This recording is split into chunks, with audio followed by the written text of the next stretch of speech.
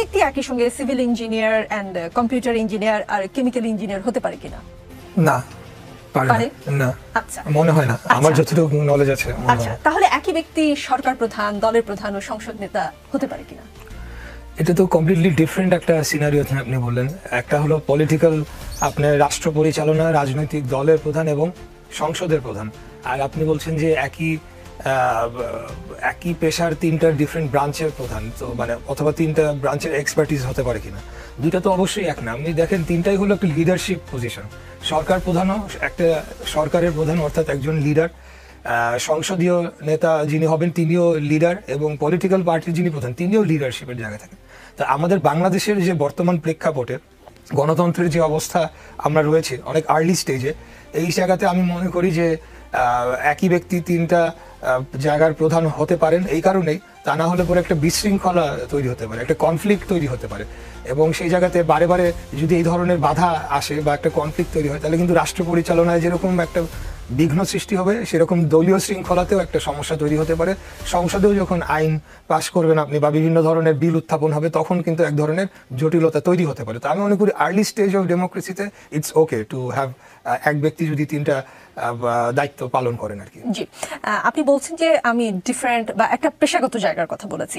যদি ধরেন আমি অন্য কোনো পেশার কথাও ধরেন একজন ডক্টর যিনি কানের ডাক্তার, তিনি নিশ্চয়ই আসলে হাড়ের ডাক্তার না, বা তিনি আবার হাড়ের ডাক্তার হবেন, তিনি আবার হার্টের ডাক্তার হবেন, এটা হয় না আসলে। কোনো মানে রাজনীতিকেও যদি আমি একটা এরিয়া ধরি, একই ব্যক্তি সরকার প্রধান, দলের প্রধান এবং সংসদ নেতা হতে পারেন তখনই যদি ওই দলে যোগ্য লোক না থাকে, তিনটি আসনে বসবার মতো লোক না থাকে। তো একই ব্যক্তিকে আপনারা আবার দুবারের বেশি প্রধানমন্ত্রীও হতে হবে সেটাও দেখতে চান? মানে দেশে কি যোগ্য লোকের অভাব, না শুধুমাত্র আপনাদের দলে যোগ্য লোকের অভাব? না, দেখেন, বাংলাদেশ জাতীয়তাবাদী দল বিএনপি কিন্তু সর্বপ্রথম বাংলাদেশের ইতিহাসে যে পরপর দুইবারের বেশি প্রধানমন্ত্রী হতে পারবে না, এই ঘোষণাটি এসেছে কিন্তু বিএনপির পক্ষ থেকে। অর্থাৎ একটা পরিবর্তন কিন্তু শুরু হয়েছে, যেটা আমরা দেখতে পাচ্ছি, এবং আমার বিশ্বাস যে ভবিষ্যতেও এই জিনিসটি অতি দ্রুততম সময় কার্যকর হবে। তো এরকম একটি পদক্ষেপ তো এসেছেও বিএনপির পক্ষ থেকে প্রথমেই, সেই বিষয়টাও তো অ্যাপ্রিসিয়েট করা উচিত বলে আমি মনে করি। এবং পরপর দুইবারের বেশি প্রধানমন্ত্রী হতে পারবে না, এবং এখন যে আলোচনাটি আসছে যে তাহলে একবার গ্যাপ দিয়ে তৃতীয়বার কেন হতে পারবে, তো আমি মনে করি যে এটাও এখন আলাপ আলোচনা হচ্ছে। ঐকমত্য কমিশন বিভিন্ন দলগুলোর সাথে বৈঠক করছে। আমি বিশ্বাস করি যে একটা জায়গায় সারা পুরো বাংলাদেশ, পুরো জাতি এক জায়গায় অবশ্যই একটা ঐকমত্যে পৌঁছাতে পারবে এই বিষয়ে। একটা জায়গায় কি পুরো জাতি ঐক্যমত্যে পৌঁছাতে পারবে, বা সেটা কি আসলে আপনারা অ্যাপ্রিশিয়েট করছেন? আপনারা বলছেন, যেমন আজকে আমির খসরু মাহমুদ চৌধুরী বলেছেন যে দেশের চলমান সংস্কার নিয়ে সবাইকে সব বিষয়ে একমত হতে হবে বলে তিনি মনে করেন না। তিনি বলছেন যে সবাইকে যে একমত হতে হবে, এটা যারা চিন্তা করে এটা তো একটা বাকশালী চিন্তা। না, এটা ডেফিনেটলি সবাই যদি সবকিছুতে একমত হতো, তাহলে তো দেশে আর রাজনীতি বা দেশে কোনো ধরনের মত পার্থক্য বা এই ধরনের কোনো বিষয় থাকতো না। তাহলে তো সবাই এক ব্যক্তি, এক দল, এক রাষ্ট্র, যেটা বাকশাল, সেরকমই হয়ে যেত, তাই না? অবশ্যই এখানে আমাদের মত পার্থক্য থাকবে, এবং গণতন্ত্রের সৌন্দর্য হচ্ছে যে বিভিন্ন মতের মানুষ এখানে একসাথে পাশাপাশি তারা অবস্থান করবে, এবং সংখ্যাগরিষ্ঠ মতামতের ভিত্তিতে রাষ্ট্র পরিচালনা হবে। সকল বিষয়ে যদি সব একমত হয়ে যায়, সবাই একমত হয়ে যায়, তা এটা তো সম্ভব না কোনোদিনও, আমি মনে করি। মোহাম্মদ শিশির মনির, সরকারের অভ্যন্তরে অবাধ দুর্নীতির প্রতিবাদে মার্চ টু দুদক কর্মসূচি পালন করলো গণ অধিকার পরিষদ ও যুব অধিকার পরিষদ। এক বছরের কম সময়ের একটি সরকার, এবং এটি কোনো নির্বাচিত রাজনৈতিক সরকারও নয়। এর বিরুদ্ধে দুর্নীতির অভিযোগে কর্মসূচি, মানে কেউ কেউ বলে যে এ সরকারের দেহটা অন্তর্বর্তী হলেও মনটা নাকি জামাত, সেই মনে দুর্নীতি ঢুকলো কি করে? দেখেন, যে কারো বিরুদ্ধে যখন আপনি দুর্নীতির অভিযোগ করবেন, তখন আপনাকে স্পেসিফিক বলতে হবে যে কি করাপশনের কথা আপনি বলছেন। পত্রপত্রিকাতে দেখতে পাচ্ছি যে কোন উপদেষ্টার পিএস ছিলেন, কে কি করেছেন, তাকে সাসপেন্ড করা হয়েছে। এটা বাংলাদেশ থেকে দুর্নীতি তো আপনি হঠাৎ করে দূর করতে পারবেন না। দুর্নীতিটা এখানে ingrained, it started from the root level ending up to the highest level. এটা প্রসেসের মধ্যে করাপশন আছে। আমরা কোর্টে কাজ করি, নিম্ন আদালতে দেখেছি, উচ্চ আদালতে দেখেছি, প্রসেসের মধ্যেই করাপশনটা ইনগ্রেইন। ফলে এখানে একটা অন্তর্বর্তীকালীন সরকার কিছুদিন দেশ চালাচ্ছে, সবাই ভালো মানুষ হয়ে গেছে, এই কথা বলাটাই একটা ইউটোপিয়ান স্কিম। তারপরেও পার্টিকুলারলি যদি কারো বিরুদ্ধে সুনির্দিষ্ট দুর্নীতির অভিযোগ আসে, আমি মনে করি definitely he or she must be prosecuted. এবং এতে তদন্ত হওয়া উচিত। ইনকোয়ারি হবে, প্রথম ইনকোয়ারিতে অ্যাপ্রুভাল হবে কমিশনের, অ্যাপ্রুভালের পরে এটি মামলা দায়ের হবে, মামলার পরে তদন্ত হবে, তদন্তের হয় চার্জশিট হবে। সে যদি যুক্ত থেকে থাকে অবশ্যই তার বিরুদ্ধে এই উপযুক্ত ব্যবস্থা নেওয়া উচিত বলে আমি মনে করি। এতে কোন দল, কোন সরকার, কে পক্ষে কে বিপক্ষে, this is immaterial. Corruption is always a corruption. দুর্নীতির বিরুদ্ধে ধরেন স্টেপ নিতে গেলেও তো যারা গণ অভ্যুত্থানের পরে যারা সকলে মিলে যে সরকারটি গঠন হয়েছে, সকলের তো এক ধরনের ঐক্যমত্য বা এক ধরনের একটা পয়েন্ট এসে এগ্রি করা দরকার। কিন্তু আজকে দেশের চলমান সংস্কার নিয়ে যেটা বলেছেন বিএনপির স্থায়ী কমিটির সদস্য আমির খসরু মাহমুদ চৌধুরী, যে সবাইকে যে একমত হতে হবে এটা যারা চিন্তা করে এটা তো একটা বাকশালী চিন্তা। এবং তিনি যেটা মিন করেছেন বা বলেছেন যে দলগুলোর মধ্যে মতপার্থক্য থাকবেও, কারণ বিভিন্ন দলের বিভিন্ন দর্শন, চিন্তা ভাবনা থাকবে, ভিন্ন মত থাকবে। বিষয়টা হচ্ছে যেখানে ঐক্যমত্য হয়েছে সেগুলোর বাইরে সংস্কার করার সুযোগ নেই। এর বাইরে যেটা করতে যাবেন সেটা আপনাকে ডেমোক্রেটিক প্রসেসের মধ্যে আসতে হবে, নির্বাচনী প্রক্রিয়ার মাধ্যমে আসতে হবে, জনগণের ম্যান্ডেট নিয়ে আসতে হবে। যেসব পয়েন্টে সকলের একমত সেটার বাইরে সংস্কারের সুযোগ কি আদৌ আছে কিনা? দেখুন, এখন যে সংস্কার প্রক্রিয়া নিয়ে কথা হচ্ছে, এই যে দলগুলোর সঙ্গে আলোচনা করছে ঐকমত্য কমিশন, কি জন্য? ওনারা বলছেন তার পরবর্তী রোডম্যাপ হলো একটা চার্টার হবে। চার্টারে তারা স্বাক্ষর করবে যারা স্টেক হোল্ডার্স।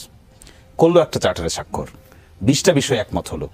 2বারের বেশি প্রধানমন্ত্রী হতে পারবে কি পারবে না, আমরা একমত হলাম, সকল দল একমত হলো 2বারের বেশি হতে পারবে না, অথবা 3বারের বেশি হতে পারবে না লাইফ টাইম, অথবা আমরা উচ্চ কক্ষ নিম্ন কক্ষ বিশিষ্ট পার্লামেন্ট হবে, এটাতেও একমত হওয়া গেল, অথবা একজন ব্যক্তি একই সাথে 2টো কনস্টিটিউশনাল পোস্ট হোল্ড করতে পারবে না, এটার সঙ্গেও একমত হলো কিংবা হলো না।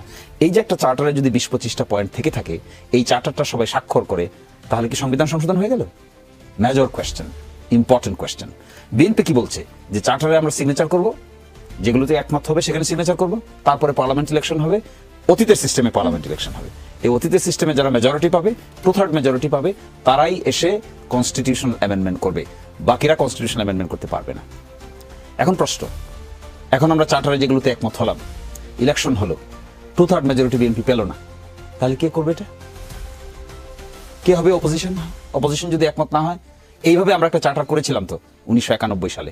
চার্টার করে শাহাবুদ্দিন সাহেবকে সুপ্রিম কোর্টের প্রধান বিচারপতি থেকে নিয়ে রাষ্ট্রের ইলেকশন করিয়ে আবার তাকে প্রধান বিচারপতি বানিয়েছিলাম।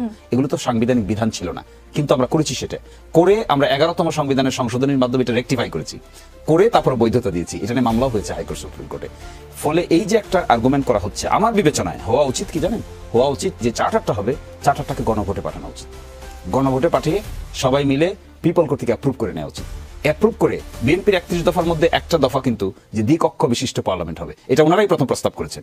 বাংলাদেশে 31 দফার মধ্যে পার্লামেন্টারি ডেমোক্রেসিতে উচ্চ কক্ষ হবে, নিম্ন কক্ষ হবে। এই প্রস্তাব কিন্তু এখনকার সংস্কারের আগেও বিএনপির কর্তৃক দেওয়া প্রস্তাব। ঠিক আছে, এটাতে যদি সব দল একমত হয়ে যায়, ঐকমত্য কমিশন একমত হয়ে যায়, চার্টারে স্বাক্ষর করে ফেলে, তাহলে তো নতুন যে নির্বাচন হবে তা তো দ্বিকক্ষ বিশিষ্ট পার্লামেন্টের অধীনে হওয়া উচিত।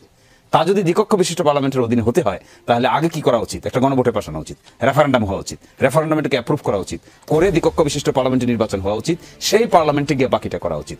আমার কাছে মনে হয় অন্যথায় সংস্কার প্রক্রিয়াটা আনসার্টেন হয়ে যাবে, অসম্ভব হয়ে যাবে। জি, একটা এক্সাম্পল দিই, তাহলে বোধহয় বুঝবেন যে আমি আসলে কি মিন করতে চাচ্ছি। মানে তুরস্কেও তো আইন ছিল যে 10 বছরের বেশি প্রধানমন্ত্রী থাকতে পারবেন না, তাই সাংবিধানিক বাধার কারণে রিসেপ তাইয়েপ এরদোয়ান কি করলেন যে 10 বছর প্রধানমন্ত্রিত্ব করার পর তিনি প্রেসিডেন্ট হয়ে গেলেন। মানে শাসন ব্যবস্থা পাল্টে দিয়ে সংসদীয় গণতন্ত্রের বদলে রাষ্ট্রপতি শাসিত ব্যবস্থা চালু করলেন। মানে তাহলে সংস্কার করলেই বা কোনো চার্টারে সাইন করলেই মানে সেটাই হবে, কোন না কোনো উপায় তো থাকে। কেউ যদি স্বৈরশাসক হতে চায়, আসলে চার্টার করে বা কোনো নিয়ম করে কি তাকে আটকানো সম্ভব? Exactly not. কিন্তু তারপরে কনস্টিটিউশনাল ডেমোক্রেসিতে যখন রিসেপ তাইয়েপ এরদোগান এই পরিবর্তনটা আনলেন, তখন তাকে কনস্টিটিউশনে পরিবর্তন আনতে হয়েছে। আগে কনস্টিটিউশন তাদের পার্লামেন্টারি সিস্টেমটা যেটা ছিল, এটাকে চেঞ্জ করে প্রেসিডেন্সিয়াল সিস্টেমে যেতে হয়েছে, এছাড়া পসিবল হয়নি। কিন্তু আমাদের দেশে আমরা এখন পার্লামেন্টারি ডেমোক্রেটিক সিস্টেমে আছি। এখানে prime minister is the head of the government, at the same time leader of the house. তো এখন যদি আমরা এখান থেকে চেঞ্জ করে আবার প্রেসিডেন্সিয়াল ফরম্যাটে যেতে চাই, আমরা তো প্রেসিডেন্সিয়াল ফরম্যাটে ছিলাম, শহীদ রাষ্ট্রপতি জিয়াউর রহমান সাহেব তো প্রেসিডেন্সিয়াল ফরম্যাটে ছিলেন, আগেও আমরা প্রেসিডেন্সিয়াল ফরম্যাটে ছিলাম। আমরা কিন্তু বেগম খালেদা জিয়ার আমলেই এখান থেকে চেঞ্জ করে আমরা পার্লামেন্টারি ডেমোক্রেসিতে আসছি। এখন যদি কেউ nature and character of democracy change করতে চায়, তাহলে তাকে কনস্টিটিউশন অ্যামেন্ডমেন্ট প্রয়োজন। অ্যামেন্ডমেন্ট যদি লাগে 2/3 মেজরিটি প্রয়োজন, একটু ডিফিকাল্ট প্রসেস। সম্ভব অবশ্যই। এবং ডেমোক্রেসিতে কি হয়, সবসময় একটা চেকস এন্ড ব্যালেন্স দিয়ে রাখা হয়, এটাই ডেমোক্রেটিক প্রসেস।